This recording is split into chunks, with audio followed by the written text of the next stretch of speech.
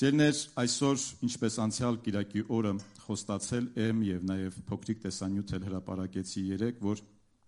խոսելու եմ ֆինանսների մասին,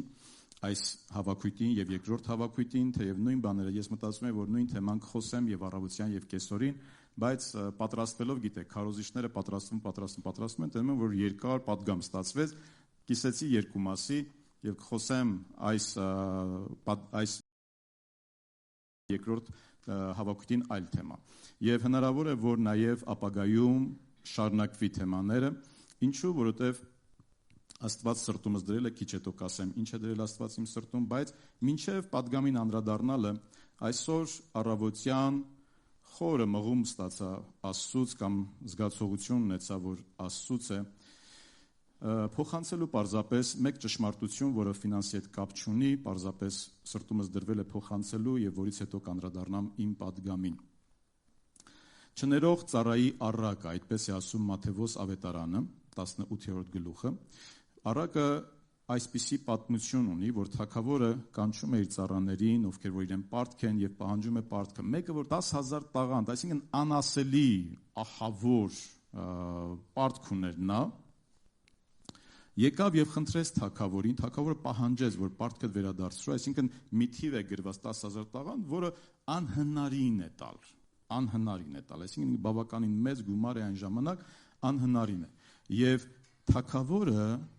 հաշիվ առնելու փոխարեն ներեց նրան, շնորհեց նրան։ Իրենն էր պատկանում այդ տաղանդները, բայց շնորհեց այդ մարդուն, այդ ծառային շնորհեց, ասեց այլևս դու պարտք չունես։ Դու ինձ ես պարտք, ես չեմ ուզում այդ պարտքը այլևս։ Շնորհեց։ Եվ այս ծառան, որ շնորհված էր, ներված էր, գնաց եւ գտավ մի մարդու, որ 100 դահեկան էր իրեն պարտք։ Ընդամենը 100 դահեկան։ Սովորական աշխատանք ունեցող մարդը 100 օր կարող էր աշխատել եւ 100 դահեկանը վաստակ էր։ 100 դահեկան էր պարտք։ Այս ծառային ասեց, որ պարտքդ վերադարձրու, նա ասեց չեմ կարող վերադարձնել այս պահին, համբերիր եւ կվերադարձնեմ, բայց ասում է բռնադատեց նրան եւ բանտը դրեց նրան, մինչեւ որ վերադարձնի այդ 100 դահեկանը։ Եվ երբ որ ծառաները իմաց արեցին թագավորին, որ այն ծառային, որ դու 10,000 տաղանդ շնորհել էիր, ներել էիր, նա գնաց եւ այդ 100 դահեկան պարտք ունեցողին բռնադատեց եւ բանտը դրեց, մինչեւ որ նա վճարի։ Եվ երբ որ կանչեց թագավորը, նրան ասեց. «Չար ծառա, չէ որ ես քեզ շնորհեցի, չէ որ ես քեզ ներեցի, ուրեմն, նայեք ինչ բարակապակցություն, ուրեմն պետք չէր, որ դու էլ քո ծառայակցին ողորմեիր, ինչպես ես քեզ ողորմեցի»։ Աստծուց պատգամը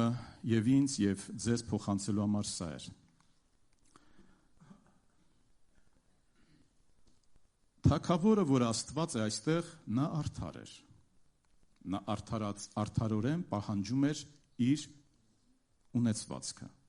Նա արդար էր։ Այս մարդը, որին պարտք էր մյուս ծառան 100 դահեկան, այս մարդն էլ էր արդար։ 100 դահեկան դու ինձանից վերցրել ես, եղբայր, վերադարձրու։ Եթե չէիր կարող վերադարձնել, խի վերցրեցիր։ Նա արդար էր։ Նա իսկապես արդարորեն, արդար կերպով պահանջեց իր հասանելիքը, իր ստացվածքը։ Արդարորեն, նա սխալ բան չարեց, նա մեղք չգործեց։ Իրեն այո ներվել էր։ Ինքն էլ կարող էր ներել, ինչպես որ իրեն էր ներվել, բայց ինքը որոշեց, որ չի ներելու։ Ինքը որոշեց, որ պահանջելու է եւ արդար էր։ Եվ երբ որ արդեն պատմությունը կրկնվեց, այս ծառային ում որ ներվել էր տարվեց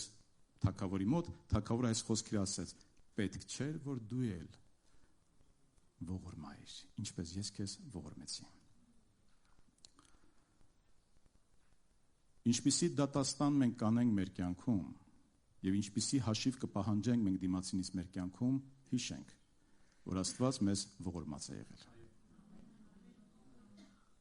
Մենք կարանք արդար լինենք, մենք կարանք ճիշտ լինենք։ Օրենքի տեսանկյունից, բարոյական տեսանկյունից, ամեն տեսանկյունից մենք կարող ենք ճիշտ լինել։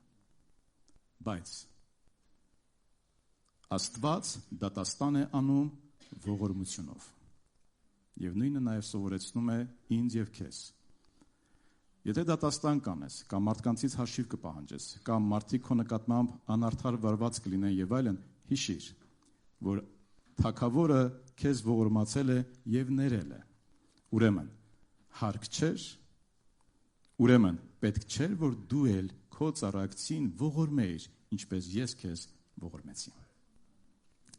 Աստված օրհնի։ Վստահ եմ, որ ինչ որ Աստված դնում է քարոզիչների սրտում, Աստված գիտի ով է ներկա լինելու այդ օրը ժողովին եւ գիտի ինչի համար է Աստված այս փոխանցում եւ ինձ եւ ձեզ։ Ամեն։ Փառք Հիսուսին, Տերը օրհնի բոլորիս։ Շատ պատասխանատու եւ շատ կարեւոր եւ շատ դժվար, ասեմ, որ այսքան ես չէի հուզվել երբեք խոսք խոսած, ոնց որ այսօր եմ հուզվում, չի նկատվում, չէ՞ որ հուզվել եմ, թե նկատում, հա։ Որ Լիլիթը չի նկատում, ուրեմն ինչու, որտեղ խոսելու եմ ֆինանսի մասին, փողի մասին։ Ումանավանդ որ տեսնում եմ մարդիկ են նստած դալիճում, որոնք ինձ կարող են շատ ֆինանսի, բիզնեսի մասին լիք ուսուցումներ տալ, մի փոքր ավելի պատասխանատու ելնեմ, բայց ասեմ, որ ես իմ չէ, աչը քաշած լավ էլ մեջտեղը կանգնած եմ հիմա։ Ես իմ պոզիցիայից դուրս չեմ գա, այսինքն որպես հոբի, որպես Աստծո ծառա խոսեմ Աստվածաշնչից, բիզնեսներից, փողերից գործ չունեմ, այնպես որ ամեն մեկը իր ասպարեզի մեջ կարող է շատ բաներ ուսուցանել, սովորեցնել, բայց միևնույն ժամանակ նաև Աստծո խոսքից մենք պետք է սովորենք այն, ինչ որ Տիրոջ խոսքը սովորեցնում է մեզ։ Ելներ, ինչու է սրտումս դրվել եւ ասեմ ձեզ անկեղծ, եղբայրականում էլ ես ասեցի, երբ որ ես որոշեցի, որ պետք է խոսեմ եւ Տերը դրեց սրտումս եւ միևնույն ժամանակ նաեւ մի փոքր հանդիմանություն կար, որ այսքան կարեւոր թեման եւ այսքան կարեւոր խոսքը դուք այսքան ժամանակ չեք խոսել։ Եվ ես սկսեցի քննել եւ տեսա, որ վերջի շրջանում գոնե 5 տարվա ընթացքում ես 10-րդի մասին չեմ քարոզել։ Հիշում եք նման քարոզ իմ կողմից։ Կամ այս բեմից։ Ու երբ որ նայեցի պատգամներս,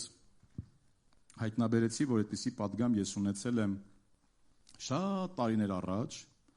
մոտավորապես 23 տարի առաջ, բայց ոչ Հայաստանում։ Եվ այն ինչ որ այսօր խոսելու եմ, պատճառներից մեկը սա է, քանի որ եղբայրականում ես ասել եմ, մենք տարիներ շարունակ ուզում ենք գնել նոր տարածք, եկեղեցու համար շենք, բայց չենք կարողանում։ Աղոթում եւ աղոթում ենք եւ մեկ օր ես հարց տվեցի, ասում ես Տեր Աստված, ախր դու տեսնում ես մեր կարիքը։ Հիմա նայեք, ես երբ որ նայում եմ դալիճին, այսպես նստած է դալիճը։ Լեփլեցում։ Եվ սա ամբողջը չէ։ Երկրորդ եւ առաջին հարկում էլ մարդիկ կան։ Տասնյակ մարդիկ կան երկրորդ եւ առաջին հարկում էլ, որոնք որ առողջության պատճառով կամ չգիտեմ, տարբեր պատճառներով այնտեղ են։ Եվ այստեղ չեն կարող բարձրանալ։ Եվ մենք ստիպված եղանք նաև երկրորդ ժողով ունենալ, որպեսզի մի փոքր թեթևանա առաջին ժողովը։ Ասում Տեր Աստված, այս մարդիկ, ովքեր որ վերնատան անդամներն են եւ գալիս են եկեղեցի, նրանք արժանի են, որպեսզի դժվարությամբ երրորդ հարկը չբարձրանան։ Արժանի են, որպեսզի ամռանը մեկ չմրսեն ու մեկ միանգամից շոքեն, որտեվ դալիճը եւ շենքի պայման այնպես է, որ չես կարողանում այդ օթափողությունը ճիշտ ապահովես, չի ստացվում։ Դեր արժանի են այս մարդիկ, երբ որ գալիս են իրենց մեքենաներով եկեղեցի հավաքույթին, չգիտեմ, րոպեներով ման չգան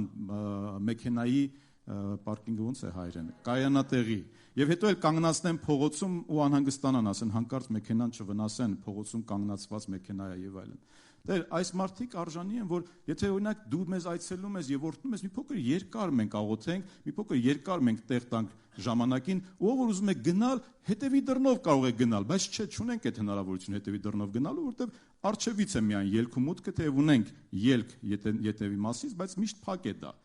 Կարիքի դեպքում բացում ենք, բայց քանի որ օգտագործում ենք ուրիշի հայաթը, բակը դրա համար չենք օգտագործում։ Այս մարդիկ արժանի են Տեր, որպեսզի երբ որ ներս մի փոքր ավելի երկար մենք աղոթենք, եթե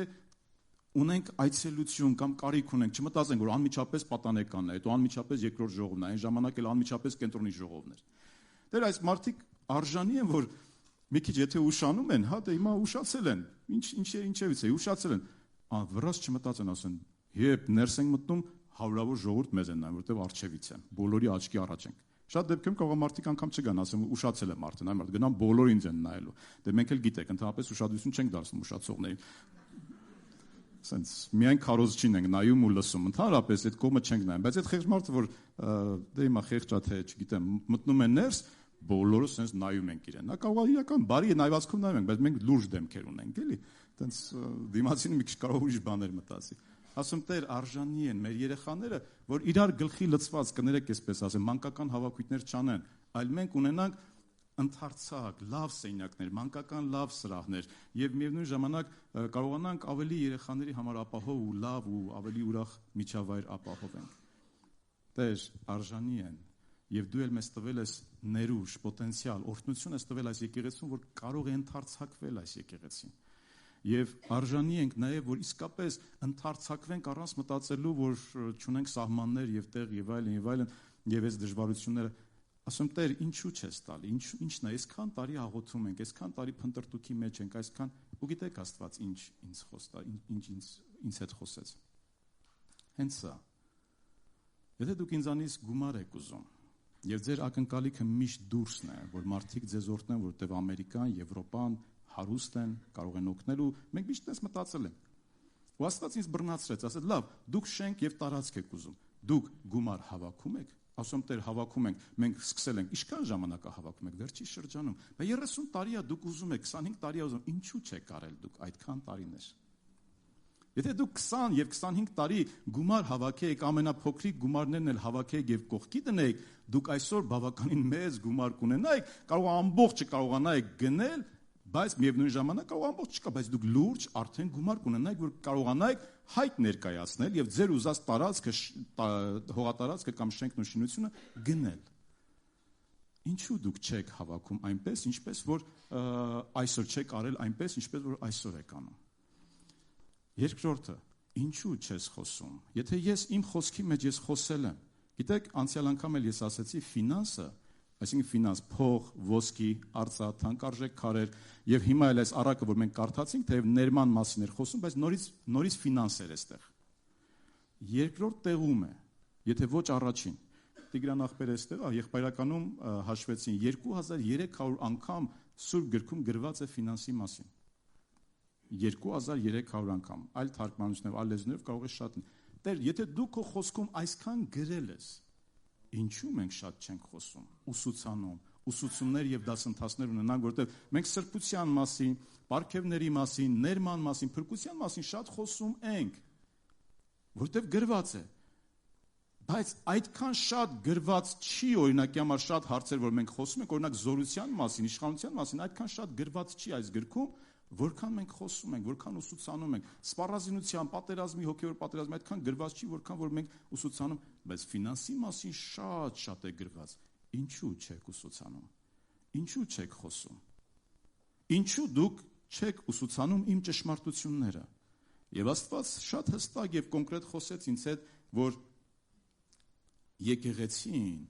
ինքը պետք է հավատա, որ ինքը կարող է իր համար հավաքատեղի, եկեղեցու համար շենք եւ տարածք գնել եւ կառուցել։ Եվ այսօրվա իմ խոսքը պատգամը նաեւ ոչ միայն այս ուղղությամբ է, այլ նաեւ այդ ուղղությամբ է, որ ես ու դու վերնատանցի քրիստոնյա կամ մարդ, որը այստեղ ներկա է, հավատանք եւ ասենք այո, մենք կարող ենք մեր ուժերով, մեր կարողությունով գնել կամ կառուցել եկեղեցաշենք։ Իսկ Աստված, երբ որ տեսնում է մեր ներդրումը, Աստված շատ զավակներ ունի ամբողջ աշխարհում մեկ։ Նա կարող է դնել մարդկանց սրտում եւ մարդիկ կարող են օրհնել։ Այսինքն մենք ուզում ենք, աղոթում ենք, բայց չենք պատրաստվում։ Մենք ուզում ենք, աղոթում ենք, բայց գումարներ չենք հավաքում։ Ոնց կարող է դա լինել։ Երբ որ տեսնում ենք մի հատ հարմար տարածք, հարմար շենք, հարմար մի եկեղեցի համար հարմար մի տարածք, ասում ենք՝ Տեր Աստված ջան, այս տարածքը մեզ տուր։ Աստված կարող է հրաշքանել։ Բայց միևնույն ժամանակ փորձը ցույց է տալիս, որ Աստծո հրաշքը լինում է այն դեպքում, երբ որ մենք ունենք զոհաբերություններ, երբ որ մենք իսկապես ոչ միայն փնտրում ենք, այլ ամբողջ մեր էությամբ եւ ամբողջ մեր կարողությունով ներ ենք դրվում այս ամենի մեջ։ Այստեղ շոկ է մի քիչ, չգիտեմ, ներքևում տոթ է, կարող ենք դուռը բաց թողնել մի փոքր։ Սիրելիներ, այսօր խոսելու եմ տասանորդի մասին։ Առաջին հենց պահից ես ուզում եմ ասել. ես չեմ հավատում, որ տասանորդ չտվող մարդը այդ պատճառով չի փրկվելու։ Չէ, ես այդպեսի Այսինքն փրկության հետ ես տասանորդը չեմ կապում սերներ։ Կան մարդիկ կապում են, ես չեմ կապում փրկության հետ տասանորդը եւ մեր եկեղեցին փրկության հետ չի կապում։ Ես չգիտեմ, փրկող Աստվածը ինքն է փրկիչը եւ ինքն է Աստվածը։ Բայց Սուրբ Գիրքը կարդալով եւ Քրիստոսի շնորհը հասկանալով հասկանում եմ, որ տասանորդը կապ չունի փրկության հետ, ուղիղ իմաստով։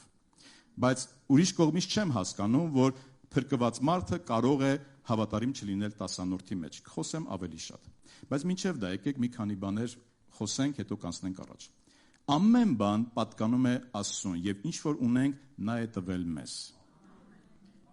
Անկեղծ հավատում ենք այդպես։ Փառք Տիրոջ։ Երկրորդ Օրինաց 10:14-ը։ Ահա քո Տեր Աստծունն են երկինքն ու երկինքները, երկինքների երկինքը, երկիրն ու նրա մեջ եղած ամեն բան։ Քո Տեր Աստծունն է երկինքը, երկիրը եւ ամեն բան, փառք Տեր։ Սաղմոս 24:1-ը։ Տիրոջն են երկիրը եւ նրա լիությունը, աշխարհն ու նրա բնակիչները։ Անկամ մարդը իր մարմնի սեփականատերը չի, երկրորդ Առաջ Կորինթացիս 6:19 ասում է, չեք իմանում, որ ձեր մարմինները տաճար են Սուրբ Հոգուն, որ ձեր մեջն է, այսինքն Սուրբ Հոգին ձեր մեջն է, որ Աստծմե առած եք ու դուք ձեր անձի տերը չեք։ Անկամ մենք այս մարմնի տերը չենք։ Եվ Աստված ինքը շնորհող եւ տվող Աստված է։ Հովանու 1:16 այսպես ասում, եւ նրա լիությունից մենք բոլորս շնորհի վրա շնորհ ստացանք։ Նրա լիությունից, Աստծո լիությունից մենք շնորհի վրա շնորհ ստացանք։ Աստված շնորհառատ է եւ միշտ տալիս է։ Եվ նաեւ երբ որ որդին Տեր Հիսուս Քրիստոսը եկավ աշխարհ, գրված է նրա համար, եւ Աստված այնպես սիրեց աշխարհը։ Լավ, Աստված սիրեց աշխարհը, հետո Աստված այնպես սիրեց մարդուն։ Աստված այնպես ուզեց մարդուն փրկի։ Աստված այնքան ուզեց, որ մարդը դժոխք չգնա, Աստված այնքան ուզեց, որ մարդը չծառայի սատանային։ Հետո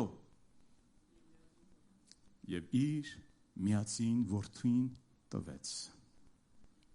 որպեսզի ով նրան հավատա չկորսվի, այլ հավիտենական կյանք ունենա։ Աստված շնորհառատ Աստված լինելով նա միշտ տալիս է, ներում է տալիս, ողորմություն է տալիս, փրկություն է տալիս, օրհնություն է տալիս, պաշտպանություն է տալիս։ Աստված շնորհառատ լինելով նա միշտ տալիս է, միշտ օրհնում է։ Եվ այս խոսքի մեջ գրել է ասելով. ես քեզ օրհնել եմ եւ շատ եմ օրհնել։ Նայեք սիրելիներ, եկեք մի փոքր վերլուծություն անենք։ Մեր կարողությունները տարբեր են։ Ամեն մարդ ունի տարբեր կարողություններ այստեղ այս դալիճում։ Կան մարդիկ, որոնք որ իսկապես կարիքի մեջ են, կան մարդիկ, որոնք որ բավականին Աստված օրհնել է, ունեն հարստություն կամ ունեն ունեցվածք եւ այլն։ Իրենք ամեն մեկը Աստծո օրհնությամբ աշխատել ձեռք է բերել ու փառք Տիրոջը։ Դա օրհնություն է։ Դա իսկապես օրհնություն է Աստծո կողմից տրված։ Եւ գիտեք ինչն է ինձ համար ուրախալի, որ այս եկեղեցու մեջ կան մարդիկ, ովքեր որ իսկապես ունեն գումար, բայց ինչն է հետաքրքիր, որ իրենց ազնվության եւ իրենց աշխատասիրության պատճառով, անուն ես չեմ տա, բայց վստահ եմ այդ մարդը գիտի, որ իր մասն է, որտեղ առիթ եղել է խոսել ենք,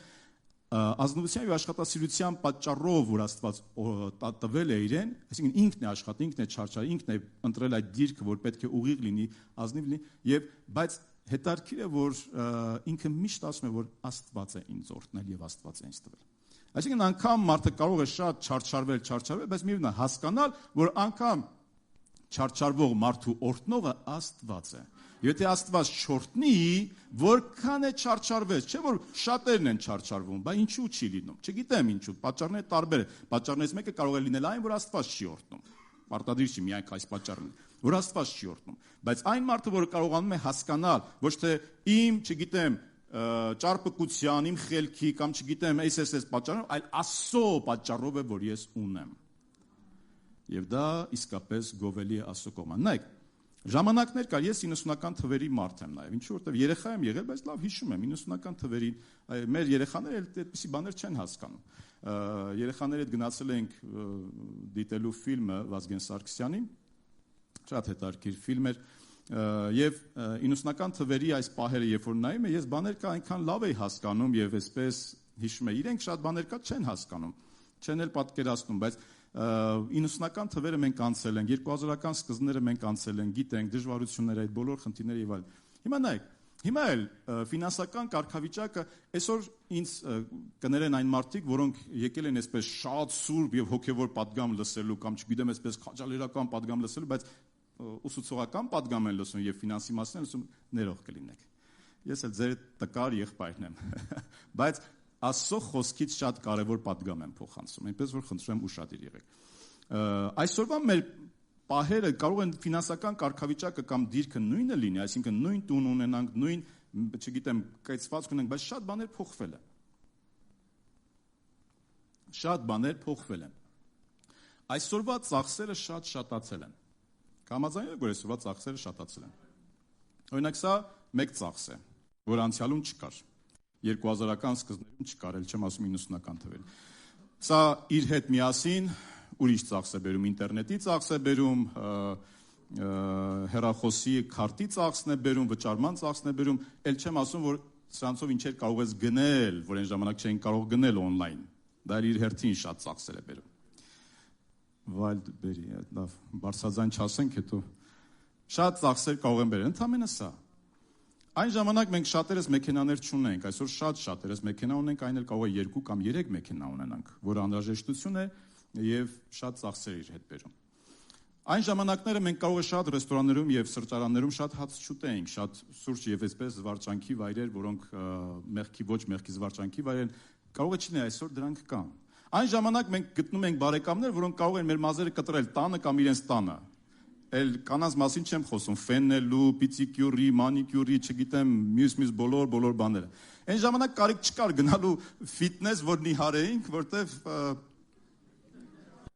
այդքան չաղ չէինք, կներեք, այդքան լավ չաղ լիքը։ Նիհարելու կարիք չկար մի խոսքով այդքան։ Բայց այսօր պարտադիր պայմանը շատերի համար ֆիթնեսը, չգիտեմ, սպորտ զալը, լողավազանը, մյուս բոլոր բաները։ Եվ այլն։ Թվարկեմ էլի բաներ, թե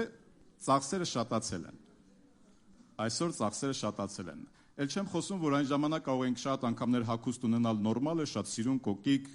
նոր հագուստներ, իսկ այսօր էլ այդ նույն հագուստներն է, բայց չգիտես ինչու կարող է 10, 20 անգամ, 30 անգամ ավելի թանկ լինի։ Տրենդային է։ Կարողանում է իրեն թույլ տալ շատ լավ, ոչ մի խնդիր չկա, եմ ասում, ծախսերը շատացել են։ Մեր եկամուտը կարող է շատացած լինի սիրելիներ, բայց եկամուտի չմնա մեզ մոտ, որտեղ ծախսերն են շատացել։ Բայց շատ բաներ, որոնք թվարկեցի, անհրաժեշտություններ են, եւ որոշ բաներ կարող է անհրաժեշտություն չլինի։ Եվ երկրորդը։ Ես Աստծուց սովորեցի եւ նաեւ եղբայրներին էլ մենք խոսեցինք մի փոքր, ինչպես էզի աղբեր, ասես կան մարդիկ, որոնք պարտավորվեցին։ Մի փոքր այլ կերպով ենք մենք եղբայրներով խոսել եւ պայմանավորվել, քանի որ այս շենքը, որ մենք տեսել ենք ուզում ենք գնենք, պահանջում էր կարծես թե լուրջ քայլեր անենք եւ կարողանայինք վերցնել 2 տարի ժամանակ եւ հորդորենք եւ քաջալերենք, որ ամեն մեկս մեր մաս ունենանք եւ այլն, բայց այս շենքը ի վերջո մենք հասկացանք, որ սա մեր համար չի, որտեղ հարմար շենք չի եւ այլն, այսինքն ունի իր թերություններն ու պակասությունները, որ մենք չենք կարող այս պահին ձեռք բերել։ Եվ պետք է նայենք մեկ ուրիշ տարածք եւ մեկ ուրիշ շենք։ Բայց մինչ այդ ընթացքում Աստված ինչ արեց մեր մեջ։ Կոնկրետ իմ մեջ եւ նաեւ այլ մարդիկ էլ վկայություն տան, Աստված սկսեց մեր մեջ բարձրացնել այս գիտակցությունը, որ մենք կարող ենք եւ մենք պետք է ներդրում ունենանք։ Ես ինքս անձամբ պարտավորեցի իմ անձը, որ ամսական այսքան գումար ես որոշում եմ իմ տասանորդից, նվիրատվություններից բացի, ես այսքան գումար պետք է շենքի համար հատկացնեմ եկեղեցուն։ Եվ հանգանակության ժամանակ ես պետք է մասնակցեմ։ Ես դա արեցի։ Կան մարդիկ այստեղ, որոնք նույն բանն են արել եւ իրենք պարտավորեցրել են իրենց անձը Աստծո առաջ։ Եվ հիմա, սիրելիներ, ավելի լուրջ կերպով մենք փորձում ենք գնալ առաջ, ինչպես որ Մովսեսի ժամանակներ, ինչպես որ Դավիթներ, ինչպես որ սիրելիներ Սուրբ Գիրքը սովորեցնում է մեզ, կարողանանք ունենալ ինչ որ գումար, որը ապագայում, երբ որ ժամանակ հասնի, մենք կարողանանք ասենք, այո, մենք ունենք այսքան գումար, դուք կարող եք մեզ օգնել, որտեղ այսօր ում որ դիմում եմ ես, առաջին հարցը դա է, որքան զոհաբերություն դուք ունեք։ Եվ երկրորդը, երբ որ մարդու որևէ մի բան վաճառում է, գնում ենք տեսնելու, ասում է, ախպեր, լավ, ձեր առաջարկը արեք, ինչ առաջարկ է։ Ախպեր, ինչքան գումար ունեք, ձեր առաջարկը արեք։ Ոչ այն ասես, եղբայր, մենք ուզում ենք այս 100,000-անոց կամ 1 միլիոնանոց տարածքը կամ շենքը, բայց փող չունենք։ Բայց հավատք ունենք։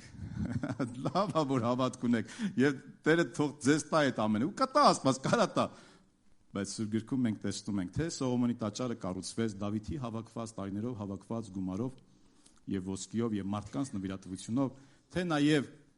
խորանը, անապատում խորանը կառուցվեց նորից մարդկանց զոհաբերությունով։ Եվ այս շենքն էլ որ կառուցվել է կրկին, կառուցվել է վերնատան հիմնականում վերնատան անդամների նվիրատվությամբ։ Այսինքն այսպես է եւ Աստված կարողանում է օրհնել ավելիով։ Հիմա եկեք անդրադառնանք Սուրբ Գրքին մի փոքր։ Որոշում Երկրորդ Կորինթացիս 9:7 ամեն մեկը թող ըստ իր սրտի հոժարության եւ ոչ թե տրտմությամբ կամ հարկադրաբար Աստված սիրում է հոժարությամբ տվողին, բայց Աստված կարող է ամեն բան շնորհը, ամեն բան Աստված կարող է ամեն օր առատացնել ձեր մեջ, որպեսզի դուք ամեն բանում միշտ լիովին ինքնաբավ լինելով ամեն բարի գործ առատանաք։ Մի քիչ վերջից գանք։ Տեր Աստված, եթե դու կարող ես ամեն շնորհը գիտեք ինչն է։ Ինչի կարիք ունես Աստված բավարարի, ոչ թե ցանկություն, այլ կարիք։ Սրանք տարբեր բաներ են։ Ինչի կարիք որ մարդը ունի, Աստված բավարարի։ Ամեն շնորհով բավարարի մեզ։ Սրա մեջ կարող ենք մտցնենք նաև կամ տեսնենք նաև հոգևոր շնորհներ, այսինքն մեղք քեզ գործի Աստված կարող է ներել։ Ունես խնդիր ընտանիքում, Աստված կարող է շնորհառատ լինել եւ փափկեցնել քո ամուսնու կամ կնոջ սիրտը եւ հաշտվեք դուք իրար հետ։ Ունեք խնդիր ընտանեկան որդիների կամ ծնողները իրենց որդիների հետ կամ որդիների ծնողների հետ, Աստված կարող է շնորհ անել։ Արել ես մի բան, վատ բան, որը աններելի է, Աստված կարող է շնորհ անել, որ դիմացինդ քեզ ների։ Աստված կարող է շնորհ անի, որ քո աշխատանքը օրհնվի։ Աստված կարող է քեզ շնորհ անի, որ դու երկու բառ իրար չեր կարող կապցնել, հիմա կանգնել ես բեմի վրա եւ քարոզ ես անում, դա Աստծո շնորհով է։ Եվ այսպես շարունակ, Աստված կարող է բազում շնորհներ անել, այդ թվում նաեւ ֆինանսական շնորհ կարող է Աստված անել, որ ամեն շնորհով մեզ առատացնի, որպեսզի մենք ամեն բանից միշտ, ամեն բանի մեջ եւ միշտ լիովին ինքնաբավ լինելով ամեն բարի գործերի համար առատանանք։ Նորից էլի բարի գործերի համար պետք է մենք ունենանք այս ամենը, ոչ թե միայն լավը զգալու, կոմֆորտ ունենալու, հաճույք ունենալու, բարի գործերի համար, Աստծո գործերի համար մենք պետք է առատանանք։ Եթե Տեր դու կարող ես առատացնել միշտ, ամեն ժամանակ, ամեն հարցում, ինչու չես տալիս։ Եվ անմիջապես հենց 7-րդ խոսք, ես կարդացել եմ 7 եւ 8 խոսքերը, 2 Կորինթացիս 9-րդ գլխի 7 եւ 8 խոսքերը։ Անմիջապես նույն խոսքերի մեջ ասում է. ամեն մեկը թող ըստ իր սրտի հոժարությամբ տա։ Տեր, եթե դու կարող ես օրհնել, ինչու ես ուզում որ մենք տանք։ Ինչու ես ուզում որ մենք գումար տանք, Տեր։ Եթե դու կարող ես օրհնել, եւ Տեր այս երկուսը անմիջապես կապում է իրար հետ։ Անմիջապես կապում է իրար հետ, ասելով, որովհետեւ ով խնայելով սերմանում է, խնայաբար կհնձի։ Իսկ ով առատությամբ է սերմանում, առատությամբ էլ կհնձի։ Ցանել է պետք։ Այդ դրա համար Աստված ասում է, երբ որ դու հողի մեջ դնում ես մեկ սերմը, այն պտուղ է տալի, որը 30, որը 60, որը 100։ Ուզում ես քո մեկը դարձնել 30, 60 եւ 100։ Ես տվել եմ քեզ սխեման, մեթոդը, կերպը, նաեւ այս կերպով։ Ոչ միայն սա է գործում է շատ այլ մեթոդներ, ինչպես ասացի, աշխատասիրությունը մեկ ուրիշ մեթոդ է, բարեգործությունը մեկ ուրիշ մեթոդ է։ Բարեգործությունը մեզ փրկություն չի տալի, բայց մարդը իր բարեգործությունով երկրորդ ժողովին ավելի կխոսեմ ես դրա մասին, որ առատաձեռն մարդուն ինչքան խոստումներ կատարված։ Առատաձեռն մարդուն որքան խոստումներ է Աստված տվել։ Բարեգործությունով, եթե դու ցանում ես եւ տալիս ես մարդկանց եւ դա անում ես անկեղծ, ազնիվ մարդկանց օգնելու համար, Աստված էլ երբեք պարտք չի մնա եւ կորտնի քեզ։ Կամ ազնիվ աշխատասեր մարդ ես, Աստված կօգնի քո աշխատանքը, դա էլ փրկության հետ կապ չունի։ Բայց այստեղ նաև որ մեկ ուրիշ մեթոդ եւ կերպ է Աստված մեզ սովորեցնում, որ ցանիր։ Ցանելով դու կհնձես։ Եվ եթե դու առատ ես ցանում, առատ կհնձես։ Եթե խնայելով ես սերմանում, ուրեմն խնայելով կսերմանես, կհավաքես։ Աստված մարդ չէ, որ սուտ խոսի։ Աստված երբեք չի ստում։ Եվ թե Աստծո խոսքում գրված են այսպիսի տողեր, եւ սա ընդամենը հարյուրների եւ հազարներից 1-2 խոսքերն են, Աստված երբեք սուտ չի խոսում սիրներ։ Ես այսօր բնավ ցանկություն չունեմ դրա համար, այսպես փորձել եմ մի փոքր ուսուցողական մոտեցում ունենալ, այլ ոչ թե ավելի հորդորական, ավելի պատգամային, որպեսզի ոչ մի դեպքում չգործեմ ձեր զգացմունքային դաշտը։ Իսկ եթե Աստված կշարժի ձեր զգացմունքները եւ սիրտը, թող Աստված շարժի։ Բայց ես չեմ ուզում հոգեբանորեն այսպես ինչ-որ կերպով, թեկուզ շատ բան չեմ հասկանում հոգեբան, այսինքն պարզ ուսուցանեմ եւ փոխանցեմ Աստվածաշունչը, սիրելիներ։ Եվ ես ու դու որոշում կայացնենք մեր կյանքը այսուհետև ինչպես ենք մենք կարողանում շարունակել եւ ապրել։ Ուրեմն Աստված կարող է առատացնել, օրհնել, ինքնաբավ մեզ դարձնել, միշտ բավարարել մեր կարիքները այս կերպով, երբ որ մարդը կարողանում է ցանել, տալ Աստծուն եւ օրհնել, ինչ որ բաներ մասնակից անել իր ունեցվածքից, առատած ձեռն լինել, Աստված կարող է այդ մարդուն օրհնել։ Մարդկանց ճանաչելով, որոշ մարդկանց ճանաչելով, ես ցավ եմ ապրում, երբ որ այդ մարդուն ճանաչելով, ես գիտեմ ինքը միշտ նայում է ուրիշի ձեռքին։ Ես ցավ եմ ապրում։ Մարդիկ կարող են մեզ օգնել եւ ես էլ կարող եմ մարդուն օգնել եւ մենք պետք է օգնենք իրար։ Դա բնական է, բայց երբեք Աստված չի սովորեցնում մեզ, որ նայենք մարդու ձեռքին։ Սիրելիներ, եթե դու միշտ նայում ես, որ դու չես կարող եւ միշտ քեզ պետքա օգնեն, միշտ պետքա լրացնեն, միշտ քո կողքին պետքա կանգնեն, միշտ պետքա տան, կամ միշտ մարդիկ ուրիշները մեղավոր են, որ դու չունես եւ այլն եւ այլն եւ այլն, դա սխալ է եւ Աստված երբեք չի ուզում այդպես մենք նայենք։ Տեր, ես կարող եմ եւ ինչ ես ուզում, որ ես անեմ։ Իմ փոքր ունեցածի մեջ, իմ չքավորության մեջ, իմ, չգիտեմ, 60,000 դրամի մեջ, իմ 100,000 դրամի մեջ, ինչ ես ուզում, որ ես անեմ, Տեր, որքանը կարող եմ ես նվիրաբերել քեզ, որքանը կարող եմ ես այս իմ ունեցած քչից մաս ու բաժին հանել։ Քո խոսքը սովորեցնում է, որ կային հարուստներ, որ ավելցուկից էին տալի, բայց կար որբևարին, որ իր ամբողջ ունեցվածքը տվեց։ Քո խոսքը սովորեցնում է ինձ, որ հարուստներն էլ էին մասնակցում, աղքատներն էլ էին մասնակցում։ Տեր, ես չգիտեմ, աղքատ եմ թե հարուստ եմ, ինչպիսին եմ, հիմա դու ինձ ինչ ես ասում, Տեր, կամ ես որքան կարող եմ, նայր քո սրտին։ Եվ այստեղ երբ որ խոսում է ինքը, ամեն մեկը թող ըստ իր սրտի հոժարությամբ տա, սա պահանջվում է որոշում։ Հոժար որոշում, ոչ թե զգացմունքի այսպես ազդեցության տակ, ես իմ տունս կտամ Աստծուն։ Հետո ասում եմ, այ մարդուն չի սեն վանալեցի, ես խրտնես, չպետք չի ասում։ Որոշում կայացրու։ Տեր, դու ինձ տվել ես։ Եվ ես ուզում եմ իմ քո տվածից ինչ որ չափով վերադարձնել քեզ, որտեղ խոսքդ ասեց, որ ամեն ինչը Աստծունն է։ Իմ ունեցածն է քոնը, իմ ապագայում ունեցածն է քոնը, ամեն բան այս աշխարհում ինչ որ դու տվել ես, Տեր, քոնն է։ Ու դու այսքան ինձ տվել ես, այսքան ինձ օրհնել ես, ամեն հարցերը ինձ բավարարել ես, Տեր, այսքան ես ունեմ, կարողանում եմ բավարարել իմ կարիքները, իմ ընտանիքի կարիքները, ես կարող եմ բավարարել, Տեր։ Ես ուզում եմ հավատարիմ լինել, քո տվածից ինչ որ չափով վերադարձնեմ քեզ։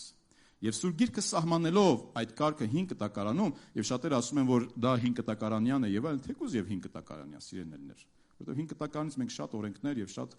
խոսքեր կատարում եւ պահում ենք։ Ես այսօր ուսումնասիրություն արեցի, այսօր առավոտյան ես նայեցի, ուղղակի չէի ուզում նայել, բայց այսօր առավոտյան փոքր ժամանակ ունեի եւ նայեցի եւ հենց հայկական Աստվածաշունչը ուղղակի փնտրեցի, չգիտեմ էլ կարող է շատ լինի, բարձրապես այդ բառը գրեցի 10-րդ, 5 կտակարանում 10-րդ բառը գրված է 36 անգամ։ 5 կտակարանում գրված է 36 անգամ։ Նոր կտակարանում գրված է, այսինքն հենց բառը գրված է 36 անգամ, նոր կտակարանում 10 անգամ։ 10 անգամ գրված է այս բառը։ Իհարկե, կոնտեքստը եբրայեցիների գրքում մի քանի անգամ է մի նույն գլուխի մեջ գրված, բայց գրված է 10 անգամ։ Նոր կտակարանում հստակ մենք չենք տեսնում, ինչպես որ 5 կտակարանում Աստված պահանջում էր մարդկանցից, որպեսզի 10-րդը տային, այդպես մենք պահանջ չենք տեսնում նոր կտակարանում։ Միայն տեսնում ենք մի քանի համարներ, օրինակի համար Մատթեոս 23-ի 23-ը նույն համարը կա նաև Ղուկաս ավետարանի մեջ ասում է. «Վայ ձեզ կեղծավորներիդ», Հիսուսն է ասում, «դպիրներիդ եւ փարիսեցիներիդ, որ անանուխի, սամիթի ու չամանի 10-րդը տալիս եք, բայց չեք պահում օրենքի ամենից ծանրակշիռ կետերը՝ արդարությունը, ողորմությունը ու հավատը»։ Արդարությունը, ողորմությունն ու հավատը ավելի կարևոր են, քան 10-րդը։ Հոգևոր արժեքները ավելի կարևոր են, քան 10-րդը, ըստ Հիսուսի։ Դրանք պետք էր կատարել, մյուսներն էլ պահել։ Այսինքն, այո, 10-րդը եւ ընծան պետք է անեք, բայց արդարությունն ու ողորմությունը, հավատքն էլ պետք է պահեիք։ Դա էլ պետք է գործադրեիք։ Սա Հիսուս Քրիստոսի խոսքերն են։ Եբրայեցիս 7-րդ գլխում մենք տեսնում ենք, որ հեղինակը, Պողոս առաքյալն է հեղինակը, թե Աստծո որևէ այլ մարդ, հեղինակը մի քանի անգամներ նշում է Մելքիսեդեկի եւ Աբրահամի պատմությունը։ Եվ Աբրահամը ոչինչ չիմանալով, բայց կարծում եմ եւ վստահ եմ Աստծուց մղում ունենալով, նա առաջին մարդն էր, որը տասանորդ տվեց։ Եվ ոմանք ասում են, տասանորդը Մովսեսի օրենքն է։ Մենք Մովսեսի օրենքից դուրս ենք, Նոր Կտակարանը ասում է, որ մենք օրենքից դուրս ենք։ Սիրելիս, երևի բաց ես թողել, որ Աբրահամն էլ Մովսեսից առաջ էր։ Չի կարող տասանորդը լինել Մովսեսի օրենքը, եթե Մովսեսից առաջ է դա եղել։ Մովսեսը օրինականացրեց դա Աստծո պատվերով։ Մովսես օրինականացրեց դա, բացատրություն տվեց եւ ուղղություն տվեց, ում է ուղված տասանորդը, տաճարին, քահանաներին եւ այլն, ուղղություն տվեց։ Այն ժամանակ հрьяաների մոտ այդպես էր։ Երկրորդը Հակոբը, Աբրահամի թոռը, ոչինչ այսպես չիմանալով միայն իր պապիկի պատմությունը, երբ որ Աստված հանդիպեց իրեն, նա ասեց. «Եթե ինձ օրհնես, իմ ունեցվածքից ես քեզ տասանորդ կտամ»։ Մովսեսի օրենքից դուրս է տասանորդը։ Եվ Նոր Կտակարանում գոնե մենք տեսնում ենք մի քանի տեղեր, որոնք տասանորդ բառը նշված է, եւ Տեր Հիսուս Քրիստոսն էլ ասում է, եւ ամենակարևոր բանը Նոր Կտակարանում, որ ես հանդիպել եմ, սիրելիներ, կամ չեմ հանդիպել, դա արգելքն է, կամ բացասական մոտեցում, օրինակի համար, որ Տեր Հիսուս Քրիստոսը ասեր տասանորդ պետք չի տալ, կամ առաքյալները ասեն տասանորդ պետք, այսինքն չկա այս մերժումը Նոր Կտակարանում, հակառակը, կա ավելի դրական մոտեցումը։ Եվ ճիշտ օրինակը, որ Աբրահամը դա արեց, եւ դա հավատքի քայլ էր, եւ անմիջապես դա կապում է Եբրայեցիների թուղթը նաեւ ծառայության հետ։ Սիրելիներ, Նոր Կտակարանում մենք տեսնում ենք եւ 5 Կտակարանում բավականին շատ տեսնում ենք տասանորդի մասին։ Չեմ ուզում հիմա շատ բաներ կարդալ եւ խոսել, բայց Մաղաքիա 3-րդ գլուխը անպայման պետք է կարդամ, բայց քիչ հետո։ Եբրայեցիս 7:2-4-ը Աբրահամը ամեն ինչից նրան տասանորդ տվեց, Մելքսեդեկ նախ թարգմանվում է արդարության թագավոր, ապա թագավոր Սաղեմի, այսինքն խաղաղության թագավոր։ Տեսեք, թե որքան մեծ էր սա, որին Աբրահամ նահապետն էլ ավարից տասանորդ տվեց։ Տասանորդը դա մեր ունեցածի կամ եկամուտի 10-րդ մասն է։ Այն 10-րդ մասը, որը մենք համարում ենք 100 Աստված ինձ տվեց, 10-րդ մասը ես վերադարձնում եմ Աստծուն։ Աստված ինձ տվեց 100-ը, 10-րդը ես ուզում եմ վերադարձնել Աստծուն։ Եվ Մաղաքիա գիրքը ասում է.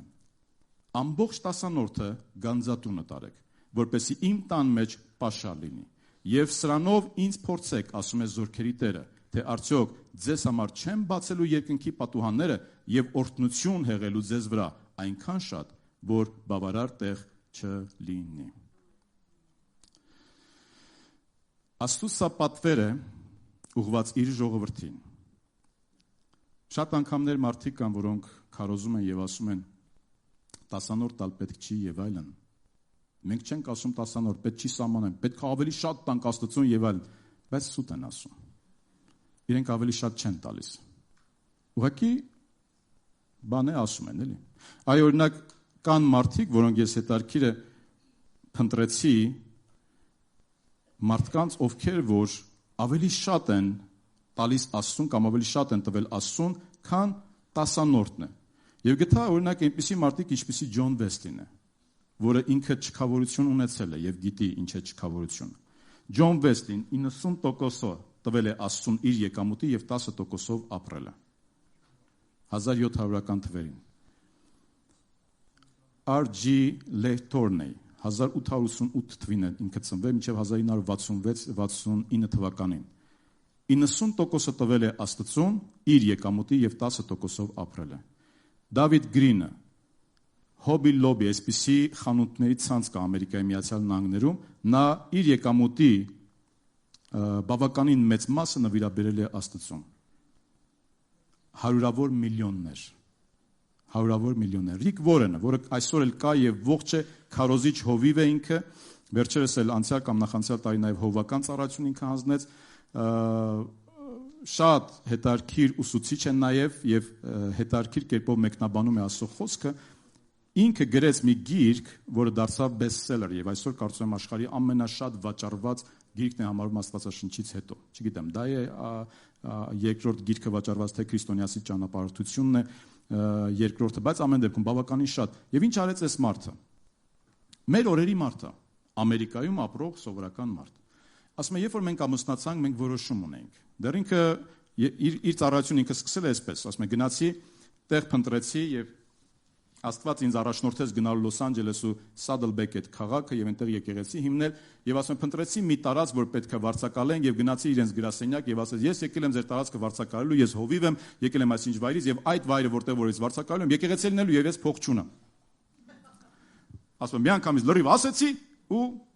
ասում եմ ես գործակալ, ասես լավ, արի տեսնենք ինչ ենք անում, գնանք քո համար տարածք փնտրենք։ Ասում եմ գնացինք տարածք փնտրելու, մեքենայի մեջ այս մարդը ասեց ես քո եկեղեցու առաջին անդամը կլինեմ։ Այս անձնավորությունը որոշում ուներ իր կնոջ հետ միասին, որ ամեն տարի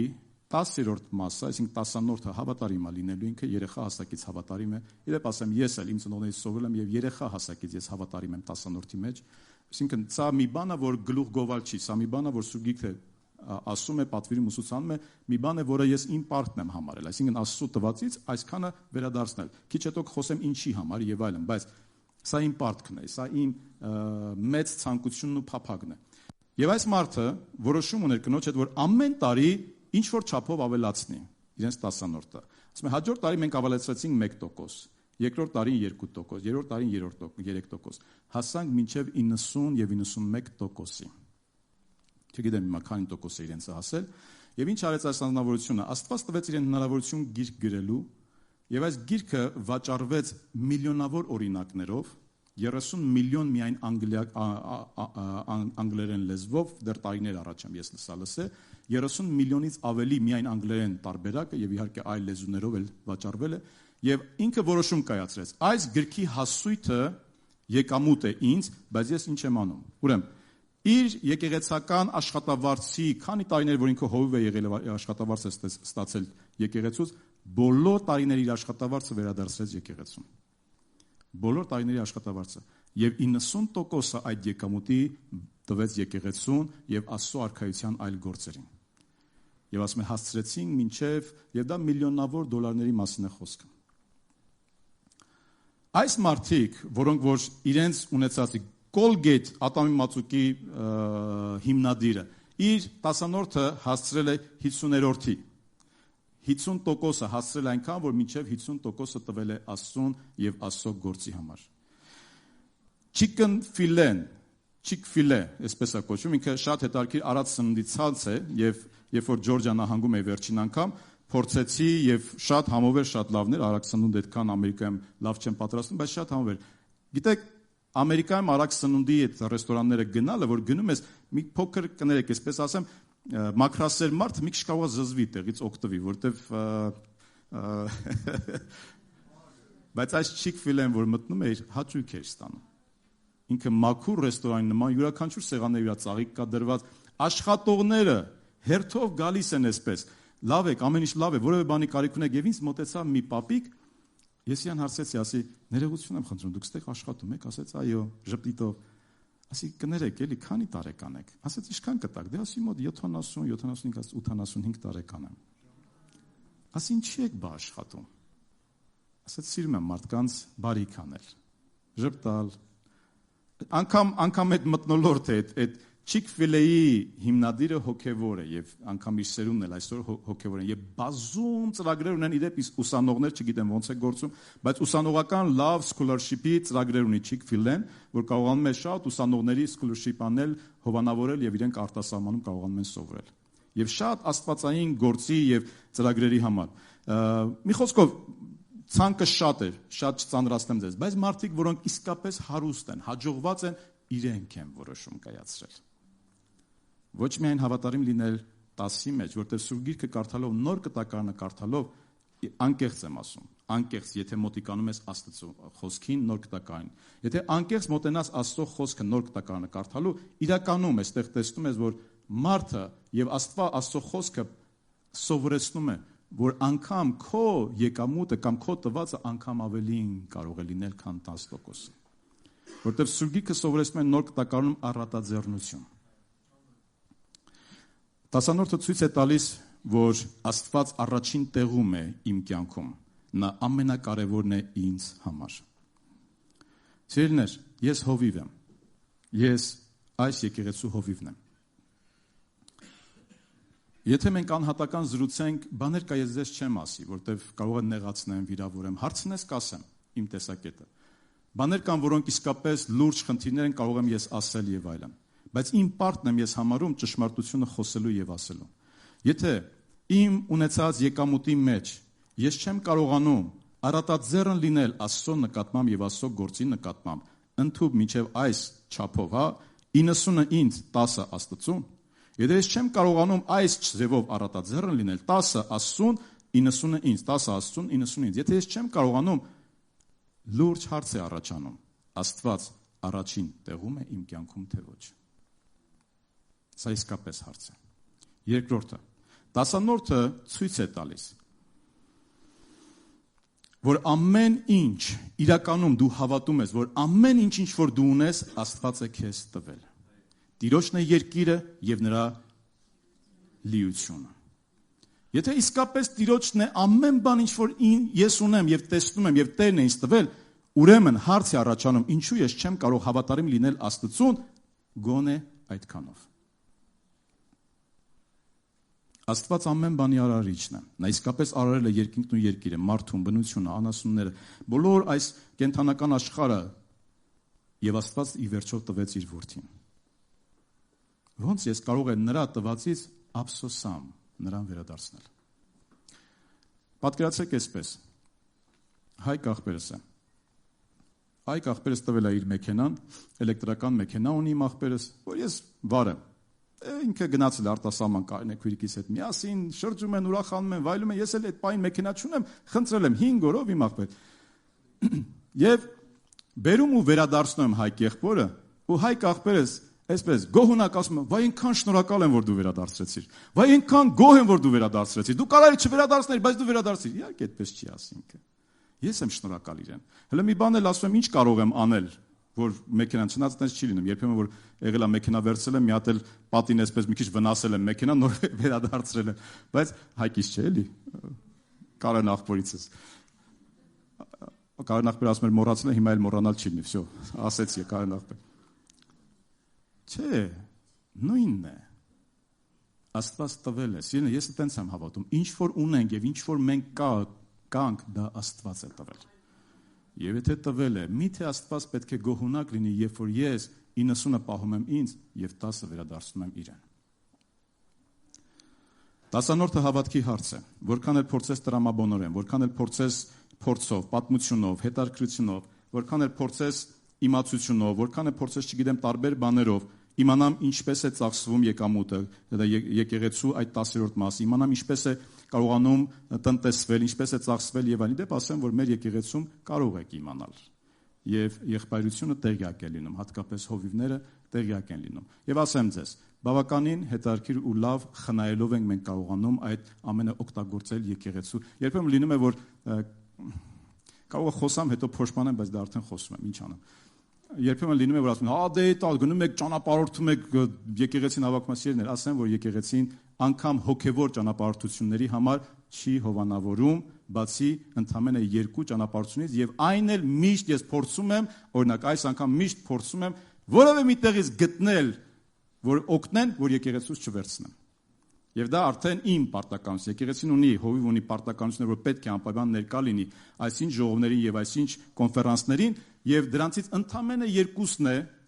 շատ ավելի պարտավորություն ունեմ ես որպես վերնատու եկեղեցով, բայց ընդամենը 2-ն է, որը եկեղեցին պարտավորվում է, որ պետք է հովանավորի։ Այն էլ նորից ասում եմ, ես ձգտում եմ, որպեսզի եկեղեցու վրա ծանրություն չլինի։ Եվ այդպեսի շատ բաներ կա։ Եղբայրականում ես մի քանի բան ասեցի, որ այդ կերպով մենք ծախսելով գումարը Աստծո գործի մեջ կարողանում ենք ճիշտ ձևով օգտագործել այն։ Ճիշտ ձևով օգտագործել այն։ Եվ այդ հարցով կարող եք ավելի ասեմ, որ հովիվը անգամ կներեք այսպիսի բաներ ասեմ թե չասեմ, այ մարդ չգիտեմ։ Ասա։ Ես ինքս եմ որոշել եւ ինձ համար դրել եմ այսպես արկել, որ ես մուտք չունեմ ընդհանրապես կանխիկ գումարին։ Յուրաքանչյուր բան ինձ որ պետք է լինում կամ եկեղեցու ինչ որ մի բան, եթե ես գնում եմ կամ ինչ որ մի կարիքի լինում է, ես դիմում եմ եկեղեցու հաշվապահին, գանձապահին ասելով, որ այսքան գումար եմ ծախսել, կարող ես վերադարձնել կամ այսինչ բանը պետք է, խնդրում եմ, որպեսզի այս գումարը հատկացնես։ Եվ այն գրանցվում է։ Այդպես է օգտագործվում այն գումարները, որոնք դուք ուղղում եք Աստծուն։ Եվ իրականում այն գործածվում եւ ծախսվում է հենց Աստծո եւ արքայության նպատակների համար։ Մաղաքիա գիրքը ես կարդացի, որ Տիրոջ խոսքը ասում է գանձատունը բերեք։ Եվ սա հավատքի հարց է։ Այսինքն մարդը հավատում է եւ հավատքով կարողանում է ինքը անել թե ոչ։ Թեև ինչ որ ես հիմա քիչ առաջ ես ասեցի, սիրելիներ, այս բոլորը կարող ենք չասել եւ ընդհանրապես մեզ կարող է չհետարքրել այս ամենը, որտեվ սա հավատքի հարց է։ Եվ հավատքով է մարդը անում, այլ ոչ թե ինչ որ բաներով։ Այսինքն ես ուղում եմ տասանորդը առաջին հերթին Աստծո պատվերը կատարելու, ուղում եմ որպեսզի ինչպես որ խոսքը ասում է, Տիրոջ գանձատանը պաշար լինի։ Այդ դրա համար եմ ես ուղում։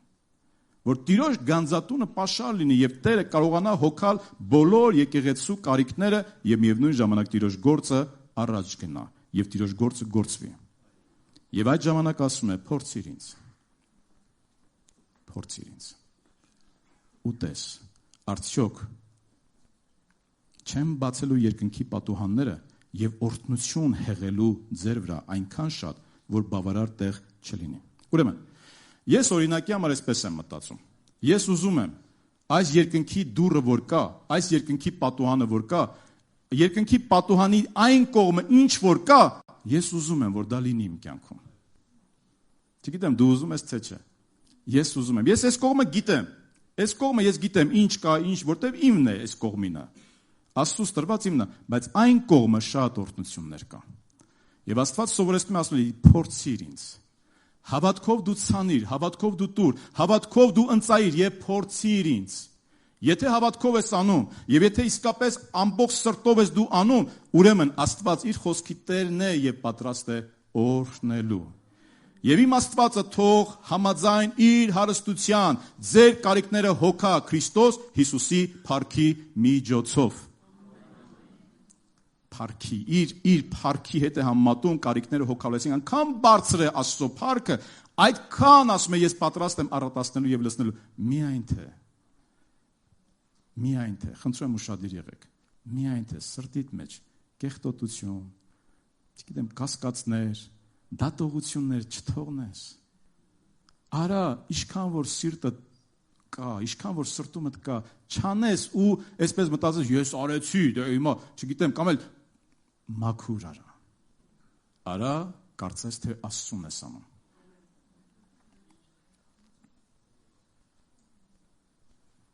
Եթե իրականում հավատարիմ չենք տասանորդի մեջ եւ առատաձեռն չենք Աստծուն նվիրաբերելու համար, կարծում եմ չենք հավատում։ Չենք հավատում, որ մե առաջինը, որ ինչ որ ունեմ Աստված է տվել եւ երկրորդը, որ Աստված կարա օրհնի ինձ։ Կարան եղբայրս մի բան ասեց եւ քարոզիչները վտանգավոր մարդ են։ Մի բան ասում ես, բեմից քարոզում են։ Ես էլ եմ այդպես համարում, դրա համար նույնը նաեւ Լիլիթի հետ էլ մենք զրույց ունեցել ենք եւ նույն բաները ես եմ ասել Լիլիթին օրեր առաջ, որ ես իսկապես տեսնում եմ, որ Սուրգիկն էլ է ասում։ Կներեք, եթե այսպես ասեմ, կլինեն մարդիկ, որ մի քիչ ուրիշ ձևով կմեկնաբանեն այս բաները, ոնց ուզում են տես կմեկնաբանեն, բայց սա իսկապես Տերը թույլ է տալի։ Սա սերմ է, որ դու ցանում ես։ Եվ եթե ինչի կարիք ունես դու, իսկապես ինչի կարիք ունես։ Եթե շատ ժամանակի չի հերիքում, ավելի շատ ժամանակ տրամադրիր Աստծուն եւ քո ժամանակը քեզ կհերիքի։ Ֆինանսը չի բավականացնում, ուրեմն առատաձեռն եղիր ֆինանսիդ մեջ Աստծո նկատմամբ եւ քո ֆինանսը ավելի կորտնվի։ Այդպես սովորեցնում է Աստծո խոսքը, ես չեմ ասում սիրելիներ։ Ասում է դուր եւ փորձիր ինձ։ Միթե ես չեմ բացի երկնքի պատուհանները եւ առատությամբ օրհնել քեզ։ Եվ Հակոբը հենց այդպես ասեց, ես եղբայրական մեզ հիշացրեց, որ Հակոբը նույն կերպով ասեց, Հակոբը ուխտ արեց եւ ասեց. եթե Աստված ինձ հետ լինի եւ ինձ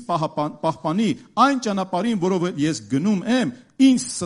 ուտելու հաց եւ հագնելու հագուստա եւ այս քարը, որ ես կանգնեցրի որպես հուշարձան, Աստծո տուն թող լինի եւ այն ամենից, ինչ որ դու ինձ տաս, ես քեզ տասանորդ կտամ։ Եթե հավատում ենք, որ Աստված է մեզ օրհնել, եթե հավատում ենք, որ Աստված մեզ օրհնել է եւ կարող է վաղն էլ օրհնել, ուրեմն մենք կարող ենք տալ Աստծուն տասանորդ եւ առատաձեռն լինել։ Հավատացողը կարող է ամեն ասել։ Փորձում եմ մեր սիրտը տասանորդը արագ ասեմ ու ավարտեմ, որտեղ զգացի, որ շատ եմ երկարեցնում պատգամը, խոսքը չէ, բայց պատգամ ժամանակա։ Տասանորդը փորձում է մեր սիրտը։ Տասանորդը մեր սրտերը պահում է Աստծո արքայության մեջ, Աստծո արքայության հետ, այն փորձում է մեզ։ Եվ Սուրբ Գիրքը ասում է, որովհետև որտեղ ձեր գանձն է, այնտեղ էլ ձեր սիրտն է։ Եվ եթե մեր գանձը մեր գրպանում է, մեր գանձը սեյֆում է, մեր գանձը բանկում է, մեր գանձը տունն է, մեր գանձը մեքենան է, մեր գանձը նյութական արժեքներ են, մեր սիրտը ընդ է պետք է լինի։ Աստված սուտ չի խոսում, ժողովուրդ։ Եվ եթե Աստված ասել է, հիմա լավ, ինձ համոզեցիր, ասեցիր, չէ, իմ գանձը, դրանք ինձ համար գանձեր չեն, ինձ համար գանձ Աստված է, սրբությունն է, երկնքի արքայությունն է։ Հա, լավ, ինձ համոզեցիր, ես էլ համոզվեցի։ Բայց Սուրբ Գիրքն է ասում։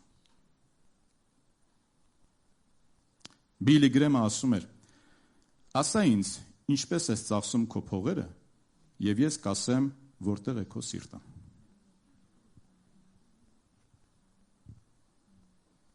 Զգում եք, չէ՞, համ Սուրբ Գիրքից եմ մեջ բերում, համ մարդկանցից ին վրայից լույսը գցում եմ, այսպես ինչքան հնարավոր։ Կարծում եմ ստուգիչ ջերմաչափ է այն, ինդիկատոր է, ստուգելու իմ սիրտը, կարող եմ ես Աստծուն հավատարիմ լինել։ Եթե իսկապես կասես, որ եղբայր, 10-րդն չի ես քարոզում, տես բան, լավ, եղբայր, դու 10-րդ մի տուր, 20-րդ տուր։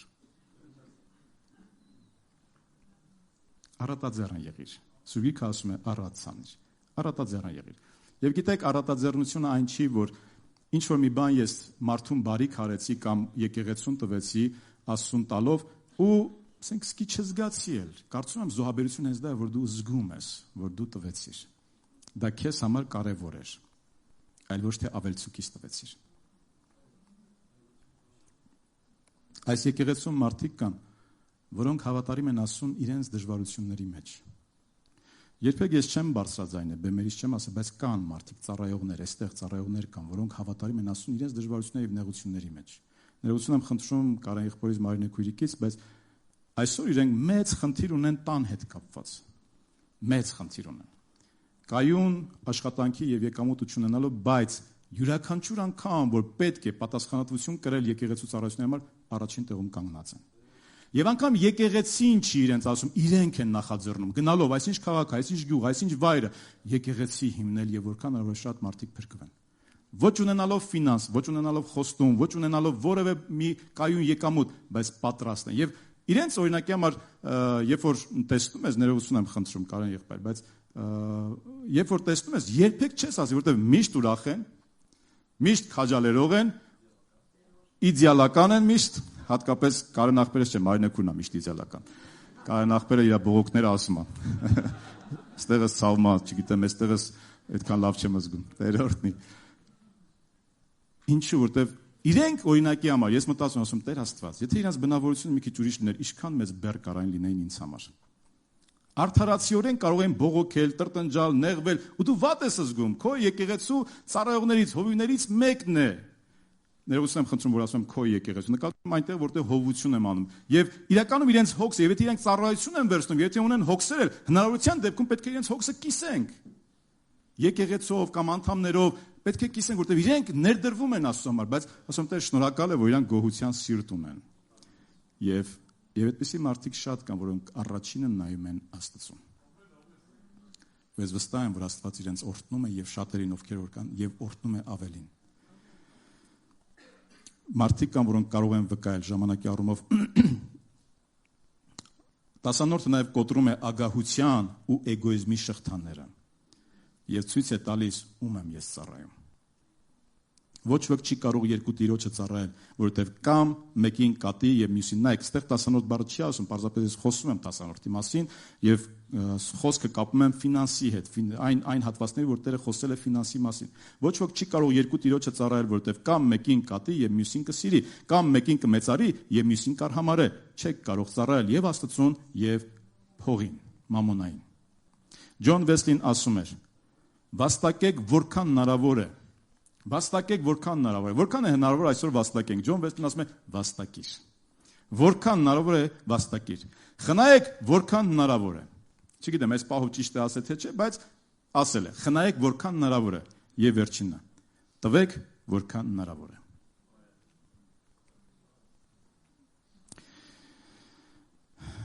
Տասանորդը բացում է Աստծո օրհնությունների դռները, ինչպես ասացի։ Առակաց 3-րդ գլուխ 9-ից 10 համարն է։ Տիրոջը պատվիր քո ունեցվածքից եւ քո բոլոր բերքերի երեխայից։ Այն ժամանակ քո շտեմարանները առատությամբ կլցվեն եւ քո հնձաններից նոր գինի կհորդի։ Եթե դու կարծում ես, որ քո տալուց դու պատվում ես Աստծուն, ուրեմն ընտիր է։ Եվ եթե Սուրբ գրքով էլ տեսնում ես, որ իրականում դու առատաձեռն ես, ուրեմն ուրախալի է։ Երանելի մարդ ես։ Պատվիր Աստծուն, ոչ միայն խոսքերով, այլ նաև քո ունեցվածքով եւ քո ստացվածքով։ Տասանորդը մեր գումարները դարձնում է հավիտենական արժեք։ Գանձեր ենք դիզում երկնքում։ Ձեզ համար գանձեր մի դիզեք երկրի վրա, որտեղ ցեսն ու ժանգը ապականում են եւ որտեղ գողերը սողոսկում են եւ գողանում, այլ ձեզ համար երկնքում գանձեր դիզեք։ Այսինքն, երբ որ ես այստեղ երկրում ցանում եմ, եկեղեցուն տալիս եմ տիրոջ գործի կամ աղքատի կամ կարիքավորին, Տերը դա համարում է, որ ես արեցի իր համար, իր խոսքը պահելով եւ գանձ է գրանցվում ինձ համար։ Չգիտեմ այդ գանձերը ոնց են լինելու երկնքում, բայց գանձ է գրանցվում։ Եվ ի վերջո 10-րդով Աստված սովորեցնում է մեզ կարգ ու կանոն։ Սիրելիս, եթե ուզում ես քեզ օրհնեմ, ուրեմն դուր։ Ցանիր եւ դու ինչ որ մի ժամանակ հետո անմիջապես մարդիկ ասում են, ես տալիս եմ Տերը չտալիս, սպասիր։ Եթե սերմը դնում ենք հողի մեջ, գոնե մի քանի ամիս սպասում ենք։ Սպասիր եւ Աստված կօրհնի։ Եվ տես, արդյոք ուղիղ սրտով ես տվել, որտեվ Աստված ուղիղ սրտով տվողներին է ընդունում։ Սիրով, այո։ Մաքուր եւ անկեղծ սրտով։ 10-րդը պաշտամունքի, ուրախ գործողության եւ ոչ թե բեռ է այն մեզ համար, այլ այն պաշտամունքի մի կերպ, որ ես այդպես պաշտում եմ եւ ուրախության գործ է։ Այսպեսի մի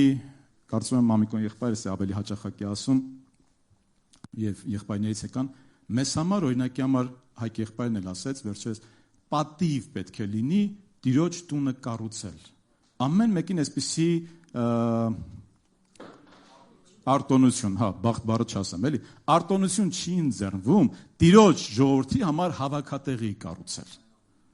Բայց ես ձեզ վստահեցնում եմ, եթե մենք Հայաստանի ամենահարմարավետ, ամենաընթարցակ, ամենալավ շենքն էլ ունենանք, միևնույն է։ Մենք պարտավոր ենք խոսել 10-րդի եւ ընծաների մասին։ Եվ մենք շարունակելու ենք որպես եկեղեցի ունենալ այն, ինչ որ այսօր մենք ունենք, որտեղ դա ոչ թե կարիքից ելնելով է, այլ խոսքը պահելով է առաջին հերթին։